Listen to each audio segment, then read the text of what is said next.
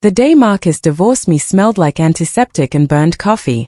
I was propped up in an oncology ward, for ticking time into my veins, when my husband arrived without flowers. He carried a slim folder like a business meeting had wandered into my hospital room by mistake. He didn't ask how I felt. He didn't touch my hand. He set the folder on my tray table and said, carefully, "I can't do this anymore." I read the word divorce through a blur. He added, almost kindly, "I'm not paying to go down with a sinking ship." The pen felt heavy. Fighting would cost energy I didn't have. I signed. As he stood to leave, a message lit his phone. "She's finally letting go. Dinner tonight?" When the door shut, I whispered to the empty room, "You have no idea what I signed yesterday." At home, I opened the hidden safe behind winter coats.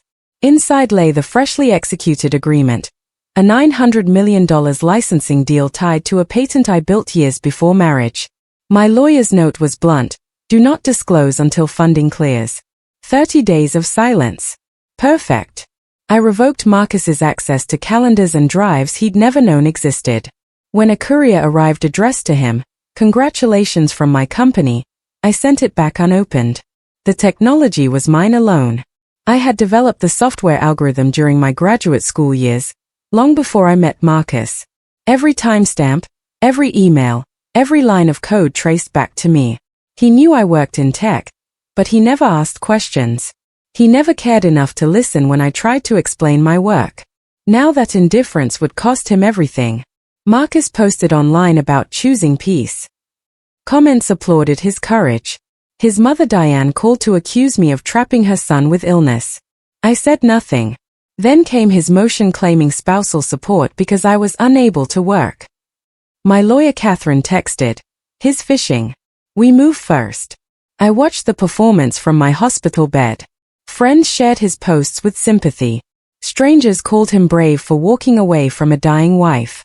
Nobody questioned the timing. Nobody asked why he couldn't wait until I was gone. The narrative he spun made him the victim, and I let him believe it was working. Every lie he told would become evidence later. A nurse friend named Amelia warned me Marcus had called billing to remove himself from responsibility. I requested itemized records, dates, names, attempts to cancel coverage. I logged everything. That afternoon a social worker said someone kept calling about my visiting hours. A woman. The calls started appearing in patterns. She wanted to know when I'd be sleeping, when I'd be in treatment, when the room would be empty. Amelia started screening visitors without my permission. She understood what was happening before I fully accepted it. Marcus wasn't just leaving. He was erasing me while I was still breathing, making space for her in a life he thought would soon be his alone. I saw her in the hospital lobby, polished, young, holding coffee like she belonged. "I'm sorry," she said. "He told me you were basically done." I nodded, weak on purpose, and watched her slide into Marcus's car. That night I learned he'd changed beneficiaries. She looked uncomfortable, guilty even. Part of me wanted to hate her, but she was just another piece in his game. Marcus had fed her the same lies he'd fed everyone else. I was already gone in his version of events. Just a formality waiting to be finished. I took a photo of them together from my hospital window. Catherine said it might be useful. Everything was useful now. Marcus had switched his life insurance to her and opened new credit lines using our old address. Catherine named it financial abuse. We would prove it. The paper trail was clean and cruel. He'd removed my name from accounts I didn't even know we shared. He'd applied for loans using information that should have been private. Every document showed the same date range, right after my diagnosis, before the divorce papers. He'd been planning this for months. While I fought for my life, he fought for my assets. Catherine's voice was ice when she explained how we'd use every single transaction against him. Texts arrived. "Are you really that sick?" Marcus was telling people I exaggerated. I sent one calm message to the family group. "I'll speak in court." My sister Nicole called panicked. Marcus was at my storage unit. She'd seen his car parked outside the facility where I kept my research materials. The unit held years of my work, prototypes, notebooks, early drafts of the patent application. Things he'd never shown interest in before. Now, suddenly, He wanted access to the very work he'd called your little hobby throughout our marriage. I told Nicole to let him dig. The storage facility had cameras everywhere. Let him incriminate himself. Boxes were shifted. Notebooks rummaged. Marcus shrugged. The prototype casing from my early patent was gone. Security cameras existed. I requested the footage. The manager called me personally. Someone had forced the lock and spent 40 minutes inside. They'd made a mess, clearly searching for something specific. I knew exactly what Marcus had taken, the original prototype that proved the timeline of my invention. He thought removing evidence would help his case. He didn't realize the cameras were motion-activated and high definition. I filed the request formally, through Catherine. Everything had to be documented properly. The video showed Marcus forcing the lock, laughing, holding my notebooks like trophies. Theft, Catherine said. And motive. We decided to let him think he was winning. The footage was perfect. Crystal clear images of him breaking in, rifling through my life's work, taking what didn't belong to him. He'd smiled at the camera, not knowing it was recording. That smile would haunt him in court. Catherine made 3 copies and stored them in different locations. Then we waited. Patience was our strongest weapon. Let him believe he'd outsmarted me. Let him get comfortable in his lies. We offered a small, humiliating settlement. Marcus accepted instantly and asked for a list of future royalties. Admission secured. The offer was designed to insult. A tiny fraction of what he thought he deserved. But he took it anyway, too eager to wait. Then came his mistake. He asked for documentation of any future income streams from my work. In writing. Signed by his own lawyer. He just admitted he knew about my intellectual property and believed he had a claim to it. Catherine actually laughed when she read his response. He's documenting his own greed, she said. Diane demanded my rings back. I handed them over. Inside one band was a micro-engraved serial tied to an appraisal in my name. She posted, "We took back what was ours." Evidence. The rings were expensive, purchased with my signing bonus from my first tech job. I'd shown Marcus the appraisal during our engagement, proof of their value for insurance purposes. My name was engraved inside in letters too small to see without magnification. Diane posted photos online, claiming victory, claiming ownership. The comments cheered her on. Nobody knew those photos were perfect evidence of theft.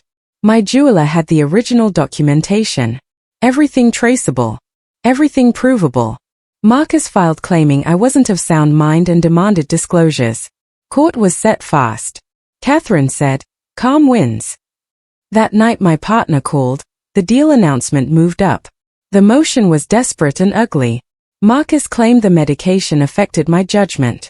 He wanted access to my medical records, my financial documents, everything. The court scheduled an emergency hearing. I prepared by doing nothing, no angry responses, no public statements. Just silence. Meanwhile, my business partner Vanessa called with news. The company acquiring my patent wanted to announce early. The timing couldn't have been more perfect.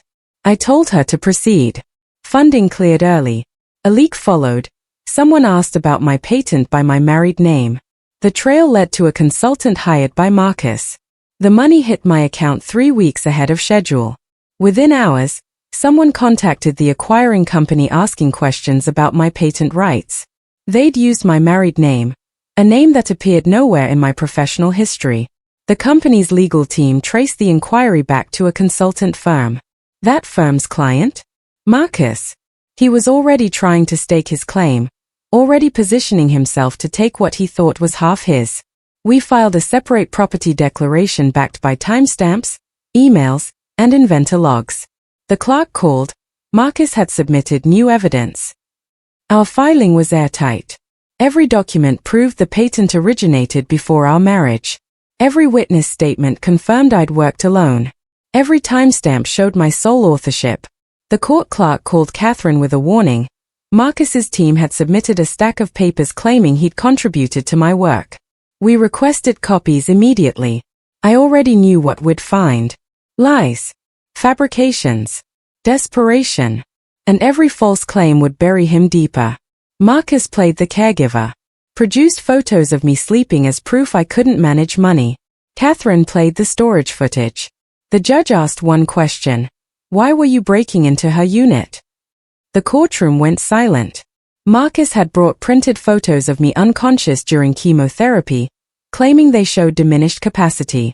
His lawyer argued I needed protection from myself. Then Catherine cued the video. Judge Rivera watched Marcus break into my storage unit, watched him steal my property, watched him laugh. The judge's face changed. She looked at him like something dirty. Why were you breaking into her unit? She asked. He had no answer that didn't make him a thief. Marcus slipped, protecting marital assets. Judge Rivera ordered returns and warned of sanctions. Outside, he threatened to find my money. That afternoon, the press release dropped. Those 3 words destroyed him. Marital assets. He just admitted he believed my work belonged to him. Judge Rivera's expression went from stern to furious. She ordered him to return everything he'd taken and warned his lawyer about sanctions. Outside the courthouse, Marcus cornered me by my car. I'll find where you hid the money, he hissed. 2 hours later, every news outlet in the tech industry announced my deal. I watched his phone explode with notifications from my hospital bed. Headlines exploded. Inventor signs landmark $900 million deal. Marcus called non-stop. His posts pivoted to always believed in her.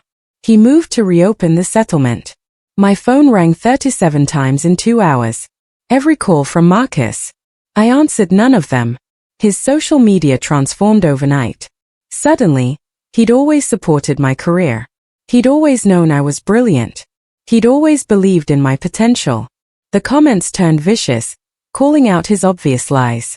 By evening, his lawyer filed an emergency motion to reopen the settlement. They claimed new information had come to light. The information wasn't new. His greed was just finally showing. Timeline proved pre-marriage ownership. Ignorance proved greed. Judge Rivera ordered a forensic audit of Marcus's finances too. Our response was simple. Dates. The patent application was filed 2 years before we met. The initial research began during my undergraduate studies. Every collaboration agreement listed only my name. Every payment for early development work went to my account alone. Marcus's ignorance of my success wasn't my problem. It was proof he'd never cared to know me. Judge Rivera didn't just deny his motion. She ordered a full forensic audit of his finances. If he wanted to dig into my money, she'd dig into his. The audit found hidden debt, luxury leases, transfers to the other woman, and a loan using a forged digital signature, mine. Detective Barnes called. The forensic accountant's report was devastating. Marcus had racked up over $200,000 in debt during our marriage. Luxury car leases in his name only. A condo rental for her that he'd been paying for 6 months. Cash transfers that formed a clear pattern. And then the smoking gun. A personal loan for $50,000 with my signature on the application.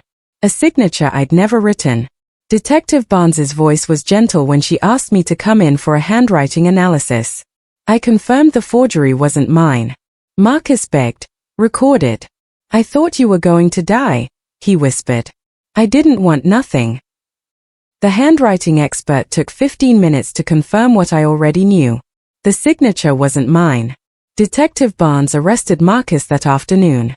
He called me from the station, crying, begging. I recorded every word. I thought you were going to die, he sobbed. I didn't want to be left with nothing. Not grief. Not love. Just greed. He'd married me, watched me suffer, divorced me on my deathbed, all because he wanted my money. And he'd committed fraud to get it. The recording landed. His lawyer tried to withdraw. Diane begged. I replied once, you didn't think of me. I submitted the recording to Catherine, who submitted it to the prosecutor. Marcus's defense attorney filed a motion to withdraw from the case within 24 hours. No lawyer wants to defend a client who confesses on tape. Diane called, crying, begging me to drop the charges. He made a mistake, she pleaded. I thought of every cruel word she'd said when I was sick. Every accusation. Every moment she'd chosen her son over basic human decency. You didn't think of me, I said, and hung up. The other woman sent screenshots and voice notes, promises, timelines, bank transfers. She'd learned she was a tool. Together, the chain was clean. Her name was Tessa, and she contacted Catherine directly. She'd kept everything, text messages where Marcus promised marriage, voice notes where he discussed my death timeline, bank statements showing payments for her silence. She'd believed his lies until she saw the news. Until she realized he'd used her the same way he'd used me. Her evidence filled in every gap. Together, our documentation formed an unbreakable chain. Financial abuse, fraud, theft, forgery, every crime documented, every lie exposed. I stood calm and presented everything. Sanctions, fees, restraining order, criminal referral. My contract declared separate property. The final hearing lasted 4 hours. I presented every document, every photo, every recording. Catherine walked Judge Rivera through Marcus's crimes step by step. The ruling was complete. Financial sanctions, full legal fees charged to him, a 5-year restraining order, and a criminal referral for the forgery and theft. My patent and all associated income were declared my separate property.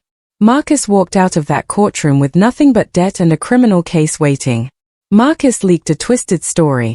My PR released receipts. Public opinion flipped. Sponsors cut him. His employer investigated misuse of funds. He tried one last play. Marcus leaked a story to a tabloid claiming I'd hidden assets during our marriage, painting himself as the betrayed spouse. My public relations team had been waiting for this. They released everything, the divorce papers he'd filed while I was in treatment, the storage unit footage, the forgery evidence, quotes from the court ruling. Public opinion didn't just flip. It avalanched. His sponsors dropped him. His employer opened an investigation into whether he'd misused company resources. He lost everything he tried to steal from me. Months later, remission. Strength returned. I launched a foundation for patients facing financial abuse during illness. Marcus was left with debt and silence. I didn't celebrate his fall. I celebrated my freedom. My cancer went into remission 6 months after the final ruling. Strength returned to my body slowly, but it returned. I used part of my deal to launch a foundation supporting patients who face financial abuse during serious illness. Free legal help. Emergency funds. Advocacy. The foundation bore my mother's name. She died of cancer when I was young, unable to fight both disease and my father's debts. Marcus disappeared into debt and legal troubles. I didn't celebrate his destruction. I celebrated my freedom. I celebrated building something good from all that pain. He divorced me while I was terminally ill thinking I was broke, and I closed a $900 million deal without ever looking back.